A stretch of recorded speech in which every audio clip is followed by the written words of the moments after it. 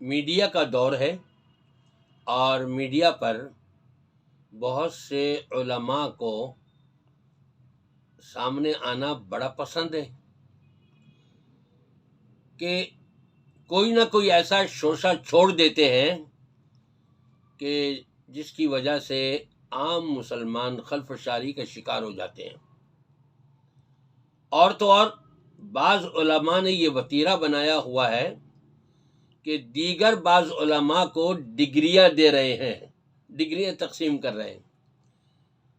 ان کے چونکہ اپنے پاس بڑی بڑی ڈگریاں ہیں نا، قبر والوں کی بھی ڈگریاں ہیں دی ہوئی، خانقاہ والوں کی بھی ڈگریاں ہیں دی ہوئی،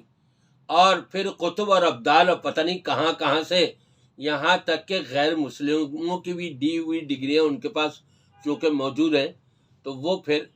ڈگری تقسیم کرتے ہوئے کہتے ہیں کہ بعض علماء تو کتابی ہیں، ان کے پاس کتابی ڈگری ہے، اور بعض علماء محمدی ہیں، ان کے پاس محمدی ڈگری ہے۔ لیکن یہ سمجھ میں نہیں آتا کہ طارق جمیل صاحب کا یہ کہنا اپنے بیان میں کہ کچھ علماء محمدی ہیں، یعنی محمدی ڈگریاں رکھے ہوئے ہیں، اور کچھ علماء جو ہیں وہ کتابی علماء ہیں، کتابی ڈگریاں رکھی ہوئی ہیں، یہ کہنے پر فرق واضح نہیں ہو رہا۔ ایک طرف ہم دیکھتے ہیں جو کتابی علمی جن کو یہ کہہ رہے ہیں، وہاں پر قرآن ہے اور سنت رسول صلی اللہ علیہ وسلم ہے۔ کتابی علماء میں اور کتابی ڈگری رکھنے والوں میں جہاں تک سمجھتا ہوں دو قسم کے ہیں۔ ایک وہ ہے کہ جن کے پاس قرآن ہے اور سنت رسول ہے صلی اللہ علیہ وآلہ وسلم، اور ایک وہ کہ جن کے پاس فقہ ہے، امتیوں کے اقوال ہیں، ان کے اپنے باباؤں کے، اپنے بزرگوں کے، اپنے پیر و مرشدوں کے اعمال اور افعال اور اقوال ہیں۔ اب ان میں ظاہری بات ہے، جو بھی قرآن اور سنت کے ماننے والے ہیں یہ تو سچے کتابی علمی ہوئے، اور جب ہم ان کے مدارس کی طرف نظر کرتے ہیں، سینکڑوں نہیں ہزاروں علماء تیار ہو کر کے دنیا والوں کی طرف جاتے ہیں اور ان کی اصلاح کرتے ہیں اور ان کو قرآن اور سنت کی طرف دعوت دیتے ہیں۔ رہی بات باباؤں کی، فقوں والوں کی، میں ابھی اس وقت کچھ نہیں کہنا چاہوں گا، بڑا طول پکڑ جائے گا موضوع۔ آپ سب سمجھتے ہیں کہ قرآن اور سنت سے ہٹ کر کے دنیا کی کوئی بھی فقاہت آ جائے جو نبی پاک صلی اللہ علیہ وسلم کے فیصلے اور حکم سے ٹکراؤ رکھتی ہو، وہ اس کو نہ ہماری عقل قبول کرتی ہے، نہ اللہ قبول کرے گا، نہ محمد صلی اللہ علیہ وسلم اس کو پسند کرتے ہیں۔ من احدث فی امرنا ھذا ما لیس منہ فہو رد، نبی پاک صلی اللہ علیہ وسلم نے تو فرما دیا تھا، نبی نے جو دین پیش کیا ہے، کتاب اور سنت والا جو فقاہت پیش کی ہے، اس سے ٹکرانے والی جو بھی چیز آئے گی، اس کے برخلاف ہوگی، نئی چیز ہوگی، فرمایا وہ تو سارا کا سارا مردود ہے، رد کر دیا گیا ہے۔ تو ہمیں قرآن و سنت کے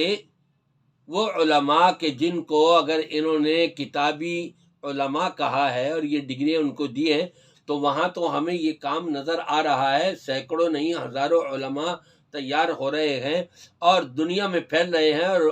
ایمان والوں کی مزید اصلاح کر رہے ہیں، دعوت تبلیغ کر رہے ہیں۔ رہ گئی بات محمدی علماء کی، شاید مولانا طارق جمیل صاحب اپنے آپ کو محمدی علماء کہہ رہے ہوں، جبکہ یہ جھوٹ پر مبنی ہوگا اگر یہ اپنے آپ کو محمدی علماء میں شامل کر رہے ہوں گے تو۔ کیوں کہ طارق جمیل صاحب کے جو بھی بیانات ہیں اس میں 90% قصے و کہانیاں ہیں، جھوٹی جھوٹی باتیں ہیں، خواب ہیں،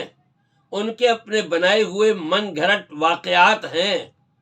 کہ جو قرآن سے بھی ٹکراتے ہیں اور نبی پاک صلی اللہ علیہ وسلم کی سنت سے بھی ٹکراتے ہیں۔ اگر یہ اپنے آپ کو محمدی علماء میں شمار کر رہے ہیں تو دوسری طرف ہمیں یہ نظر آ رہا ہے کہ مولانا صاحب کبھی کرتارپور میں کھڑے ہوئے نظر آ رہے ہیں، ان کی تعریفیں کرتے ہوئے اور ان سے متعلق بڑی محبتوں کا اظہار کرتے ہوئے نظر آ رہے ہیں، اور کبھی ہمیں پتہ لگے گا کہ بغض صحابہ کی صفوں میں کھڑے ہوئے مولانا طارق صاحب نظر آتے ہیں، اور صحابہ کے اوپر جو الزامات لگائے جاتے ہیں اس کی تردید ہمیں ان سے کبھی نہیں ملتی، اور کبھی پتہ لگے گا کہ وہ تحریک انصاف کی صفوں میں آ کر کے کھڑے ہوئے ہیں۔ تحریک انصاف کا گویا کہ جیسے انہوں نے علم اٹھایا ہوا ہے، اور وہاں کے جن کو کلمہ بھی نہیں آتا، وہاں کے جس نے قبر پر جا کر کے سجدہ کیا ہے، جس کے رہبر اور رہنما نے، وہاں کہ جس نے ریاست مدینہ کا نام لے کر کے مسلمانوں کو دھوکہ دیا ہے، وہاں پر ہمیں مولانا صاحب کی گفتگو نظر نہیں آتی کہ اس دھوکے کی ذرا صفائی کریں۔ اور کبھی مولانا صاحب گرو نانک کو عظیم ہستی قرار دیتے ہوئے نظر آتے ہیں۔ کیا یہ محمدی مولانا ہے؟ میں تو کہوں گا یہ محمدی مولانا تو دور کی بات رہی،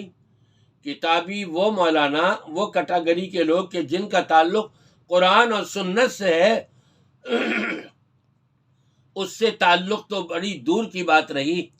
یہ تو وہی قصے کہانیاں اور خوابوں کو لے کر کے ڈھول باجا بجا رہے ہیں اور اپنے من مان کی باتیں کر رہے ہیں۔ کبھی یہ نبی کو گدھے کے اوپر بٹھا دیتے ہیں سیاہ چہرہ کرا کر کے، کبھی بغض صحابہ والوں کی تعریف کر کے ان کو خوش کر دیتے ہیں، اور کبھی یہ گرو نانک کی تعریفیں کر کے ان کو کبھی 22.5 لاکھ مربع میل کے اوپر حکومت کرنے والی شخصیت عمر فاروق رضی اللہ تعالیٰ عنہ کی سیرت نظر نہیں آئی۔ انہیں کبھی نبی پاک صلی اللہ علیہ وسلم کی سیرت طیبہ ان کو نظر نہیں آئی۔ کتابیں 10-20 نہیں، سینکڑوں، ہزاروں نہیں، لاکھوں بھری ہوئی ہیں نبی پاک صلی اللہ علیہ وسلم کی سیرت کے اوپر، لیکن ان کو وہ پڑھنا تو نصیب نہیں ہوتا۔ یہ ڈھکوسلے بازیوں والے لوگوں کے احوال بیان کرتے ہیں۔ میں مولانا صاحب سے کہوں گا اگر روز قیامت اپنی نجات چاہتے ہیں، اللہ کے واسطے اپنی بھی اصلاح کر لیں، اور جو کچھ آپ نے یہ محمدی علماء میں اپنے آپ کو شمار کرتے ہوئے جو کچھ آپ سمجھ رہے ہیں، اس سے توبہ کر لیں اور عوام کو بتا دیں کہ میں نے جو بیان کیے ہیں اب تک قرآن و سنت سے ہٹ کر کے یہ باتیں مجھ سے ہو گئی ہیں، ان سب سے میں ترک کرتا ہوں، چھوڑتا ہوں، اور اللہ سے معافی مانگتا ہوں، اور آپ سب سے درخواست کرتا ہوں کہ آپ اس نظریے کو اپنے ذہن سے نکال ڈالیں۔